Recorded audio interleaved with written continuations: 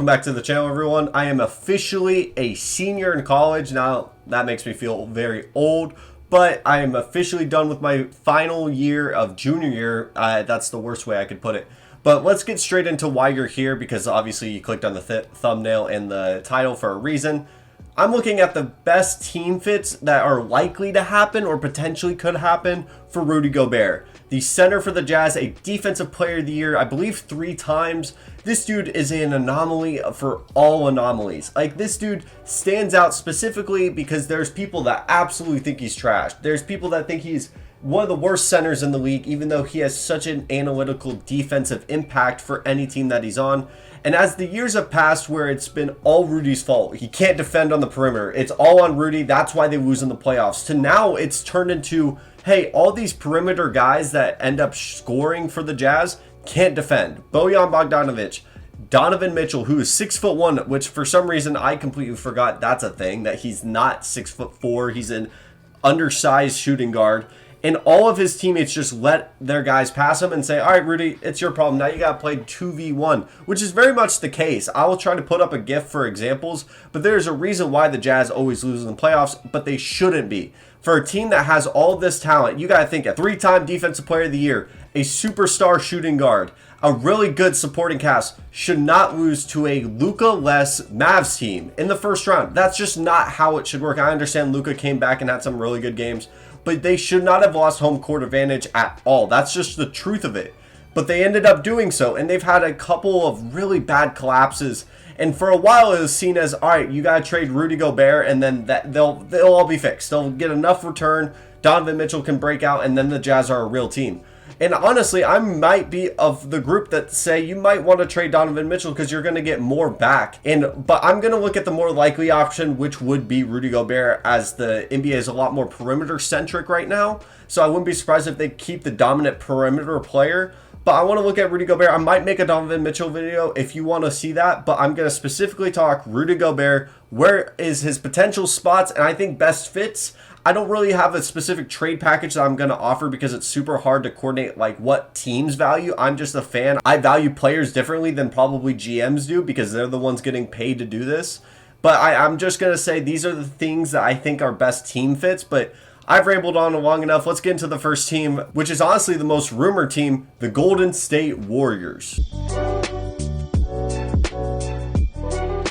I'll be 100% honest, I don't love this fit for the Warriors, even though they've been rumored to be very interested. Now, the Warriors for years have always been interested on any star that has become available. It's just in their DNA to go and check, hey, what is the value that we can get for the guys that are on our roster? They have a lot of young guys and a lot of aging stars, and the reason why I don't love the fit is it's kind of the same paradox that you're having with the Jazz, where a lot of switches are going to have to be asked of Rudy Gobert, and that's not really where he's great at. If he had a lot of better perimeter defenders that won't get blown by and then force Rudy to be in a tough position, because he's probably the best rim protector in the league. Whether you like it or not, you could put potentially Giannis in that group, but I would probably go with Rudy Gobert. The thing is with the Warriors, their defense is so good because their hands are very active. Steph has had a remarkable defensive year. Not a great defender, but a much improved defender. He's been in the weight room. That's a lot of stories I've said. But the biggest thing with the Warriors is their ability to switch probably 1 through 5 for the most part, depending on what lineups they come out with. And yes, they're going to have a lot of assets that potentially the Jazz would be interested in, specifically like a guy like James Wiseman, who is another center that they can bring in, has a ton of potential, just hasn't been able to showcase it that much. But I don't love the fit for Rudy Gobert on the Warriors. Now, it would be very interesting. I think if there's a team that could make it work, it's definitely the Warriors. I mean, that organization is the LA Rams of the NBA, and I don't really think I have to explain myself on that, mainly because they make everything work as long as they stay healthy. Now, I don't know if a Draymond and Rudy Gobert being on the same court, I don't love that. I don't think that's a great matchup for many teams. Now, defensively, it sounds like hell, but offensively, I think you lose a little bit of that firepower that makes this team so damn good. And I understand the Warriors have been looking for size for many years, but they're potentially an NBA Finals team after this year. So I don't really see the likelihood that this actually happens. Now, I feel like this is more of a rumor, but I did want to talk about this team. I don't love what it does for this offense, but I think defensively it sounds interesting. I think it would be an interesting concept to bring Rudy in and really probably change his game a ton. But I think that this is an odd fit, but I wanted to entertain it just a little bit before I get into the team that I really think has a real good chance and is desperate enough to bring someone new in, and that is the Dallas Mavericks. Now, it's clear as day Maxi Kleber and Dwight Powell are not the centers of the future for the Dallas Mavericks, and they need someone to come in and help Luka Magic. Like, that's the truth of it. Now, I might actually get the opportunity to go to the Game 4, which is on Sunday, and I might go drive up and have a little bit of footage for that, and I'll put that on the screen for another video for another day. But it's clear as day, Luka needs some damn help. And now, this is not the best help in the world, in my opinion, because he definitely needs another shot creator. But honestly, on the defensive side of the ball, this could be huge for the Dallas Mavericks.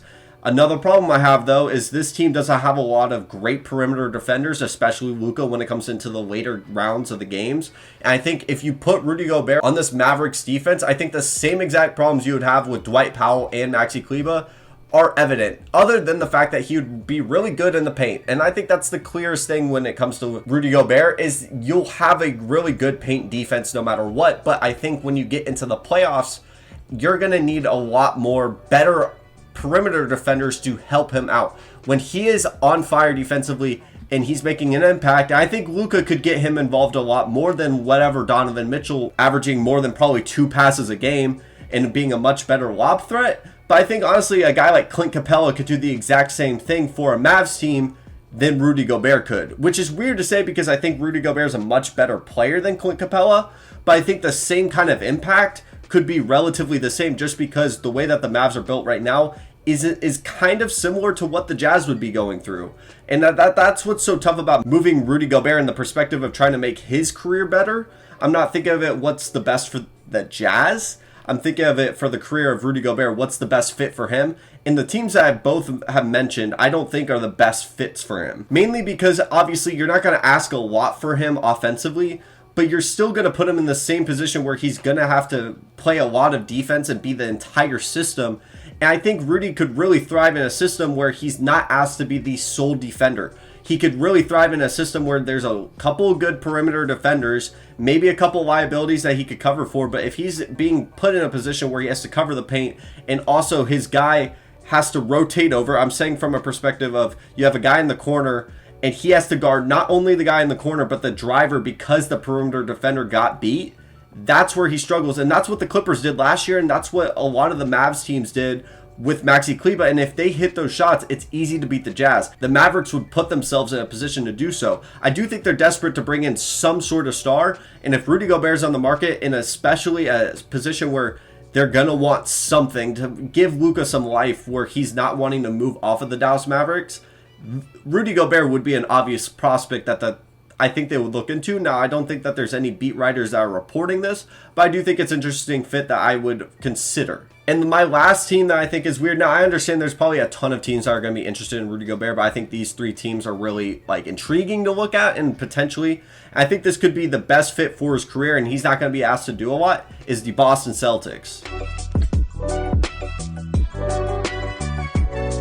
This is very contingent on how Boston feels about Robert Williams. I think Robert Williams is a better defender when it comes to the perimeter, but I think Rudy Gobert is a much better inside defender. And I don't know how the contract situation will work, but Robert Williams is going to be asking for another contract. I believe he's in a contract year or he got his extension.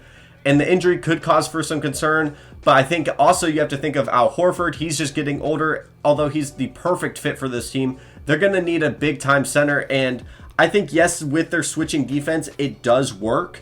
I don't know if it would work well with Rudy Gobert, but the thing I think would work fantastic. Now, I do have the Celtics in my finals, so this is coming off of if they lose to a Bucks team. I think what could take them even farther defensively for the best defensive team in the league other than the Suns is putting Rudy Gobert in the center. I think with Jason Tatum and Jaylen Brown, that's disgusting. Now, I don't know if the Jazz would accept to trade anything less of those 2 players being involved somehow, or potentially a Marcus Smart level player, but I do think if you got him in there, you have 4 shooters at least on the floor that aren't going to get beat defensively. Grant Williams, Marcus Smart, Jason Tatum, and Jaylen Brown.